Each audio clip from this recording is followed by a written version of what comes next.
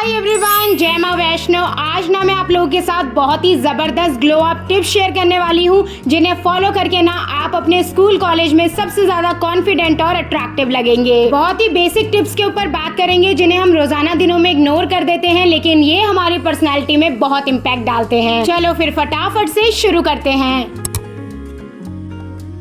तो चलो स्टार्ट करते हैं हमारी बॉडी के सबसे ऊपर वाले पार्ट से, यानी कि हमारे हेयर से। आप लोगों ने ना नोटिस किया होगा, जब भी हम अपने बालों के साथ थोड़ा बहुत भी एक्सपेरिमेंट करते हैं ना, तो हमारे ओवरऑल अपीयरेंस में बहुत ज़्यादा चेंज आ जाता है। एकदम से ना हमारी पर्सनैलिटी बिल्कुल न्यू लगने लगती है। तो जब भी आप लोग बोर हो जाए ना और सोचे कि अब मुझे अपना ग्लो अप करना है, तो सबसे पहले ना आप अपने फेस के अकॉर्डिंग अपना हेयर कट करवाना। और अगर आप स्कूल में है ना, तो अपने बालों को इक्वल कट कर भी मेंटेन कर सकते हैं। सिर्फ इतना करने से ना आपके आसपास के लोग आपको नोटिस करने लगेंगे और ये जरूर पूछेंगे कि कुछ नया करवाया है क्या।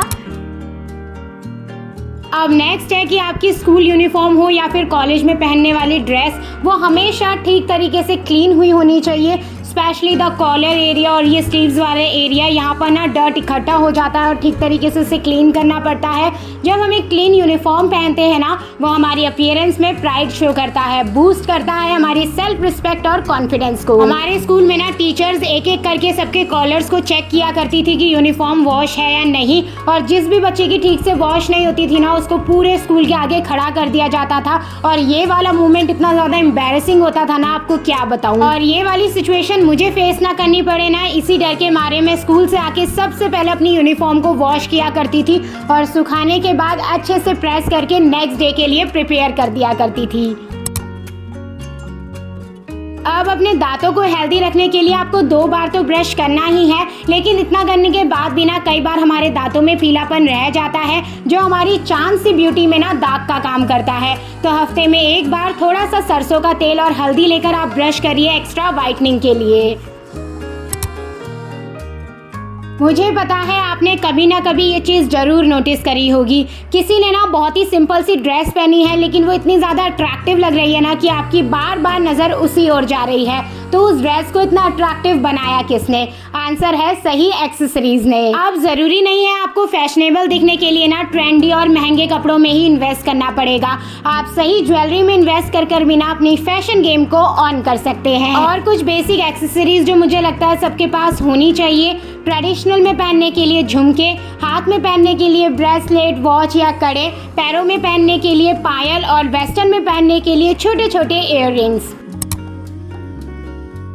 अब सुबह सुबह उठने के बाद ना हमारा मुंह सूजे हुए आलू जैसा हो जाता है, और उसी आलू को लेकर अच्छे से मेकअप कर ड्रेसअप होकर हम अपने स्कूल कॉलेज चले जाते हैं, और देखने के बाद सच में ऐसे ही लगता है कि हमने आलू के ऊपर मेकअप कर दिया है। तो अपनी इस मॉर्निंग पफीनेस को दूर करने के लिए ना आप ओवरनाइट 2 स्पून्स को फ्रीजर में रख लीजिए, और सुबह ना अच्छे से अपने आईज एरिया में इससे मसाज कर लीजिए, या फिर आईज डिपिंग भी आप कर सकते हैं। आपने ये देखा होगा कि मूवीज या सीरियल्स में किसी भी नए कैरेक्टर को इंट्रोड्यूस किया जाता है ना, तो कैमरा उसको नीचे से ऊपर की ओर दिखाता है। रियल लाइफ में भी ना कुछ ऐसा ही होता है। जैसे हम किसी नए इंसान से मिलते हैं ना, तो वो हमें नीचे से ऊपर की ओर देखता है, और अगर हमारे शूज सैंडल ही ठीक तरीके से नहीं है ना, तो हमारा फर्स्ट इंप्रेशन ही खराब हो जाता है। और अगर कभी मेरे शूज क्लीन नहीं होते हैं ना, तो मेरे मन में तो ऐसे चलता है जैसे कि आसपास के सभी लोग मेरे शूज को ही नोटिस कर रहे हैं। अब नेक्स्ट और बहुत इंपॉर्टेंट ग्लो अप टिप है अपने कॉन्फिडेंस को बूस्ट करना और अपने पोस्चर को करेक्ट करना। डेली लाइफ में ना हम बैठते हैं, लेटते हैं, खाते हैं, उठते हैं, और सभी टाइम पर ना हमारी जो बैक होती है वो गलत पोजीशन में होती है, जिस वजह से हमें बैक रिलेटेड दिक्कत भी आती है। और जब भी हम खड़े होकर चलते हैं ना, तो हमारी हल्की सी जो बैक है वो बाहर को निकल जाती है, और हमारे इस तरीके से उठने चलने की वजह से ना लोग हमें अंडर कॉन्फिडेंट जज कर लेते हैं। तो इसके लिए आप जब भी पढ़ने के लिए बैठे या किसी भी काम के लिए बैठे ना, तो अपनी बैक को हमेशा स्ट्रेट रखें। इसके अलावा ना आप बैक से रिलेटेड कुछ एक्सरसाइज करिए, जिससे अगर आपका पोस्चर इनकरेक्ट है तो वो करेक्ट हो जाए। अगर आप जो भी पहन रहे हैं, जो भी कर रहे हैं, उसमें आप कॉन्फिडेंट फील करते हैं ना, तो कांग्रेचुलेशंस, 90% काम तो आपका हो ही गया है। और इस वाली चीज को तो गुरु मंत्र बना लो, fake it till you make it. जब तक आपके अंदर प्रॉपरली कॉन्फिडेंट नहीं आ जाता ना, तब तक आप फेक ही लोगों के आगे शो करो। जब भी आप लोगों से मिलो ना, कॉन्फिडेंटली स्ट्रेट खड़ा रहा करो, आई टू आई और स्माइल करते हुए ही बात किया करो।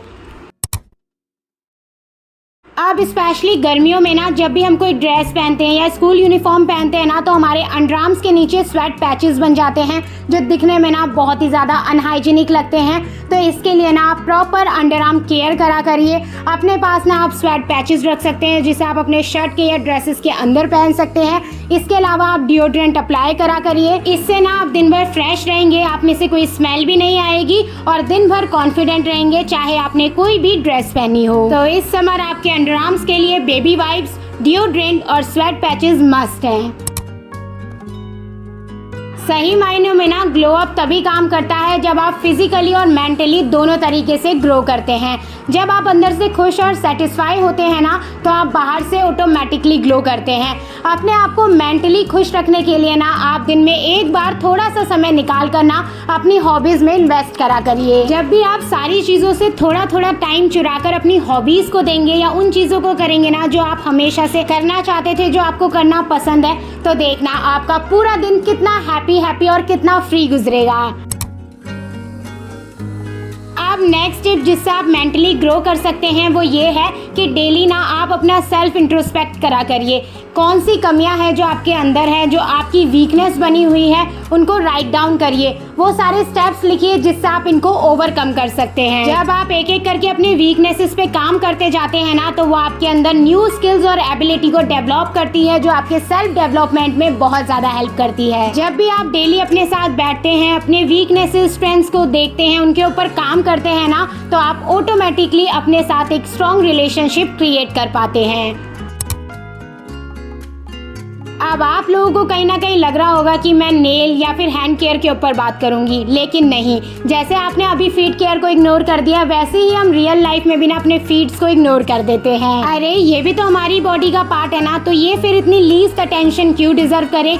जितना ध्यान हम अपने बाकी बॉडी पार्ट्स का रखते हैं ना, उतना ही हमें अपने पैरों का भी रखना चाहिए। तो सबसे पहले मैंने अपने नेल्स को अच्छे से ट्रिम कर लिया। इसके बाद नेल पेंट रिमूवर से सारी नेल पेंट को रिमूव कर लिया। वैसे तो मुझे नेल्स पे नेल पेंट लगाना अच्छा नहीं लगता है, लेकिन आज मैं ज़रूर लगाऊंगी। और नेल्स पे ना मुझे मैरून वाली बहुत अच्छी लगती है। इससे मुझे ऐसा लगता है ना कि मेरे पैरों की शोभा और ज़्यादा बढ़ गई है। हाथों पर तो मुझे न्यूडी अच्छी लगती है, लेकिन पैरों पे ना जाने मुझे मैरून क्यों अच्छी लगती है। और एक टूल देखा होगा जिससे मैं अभी क्लीन कर रही थी अपने पैरों को, तो ये पेडिक्योर किट में आया था जिससे आप अपने नेल्स में फंसी हुई गंदगी को रिमूव कर सकते हैं।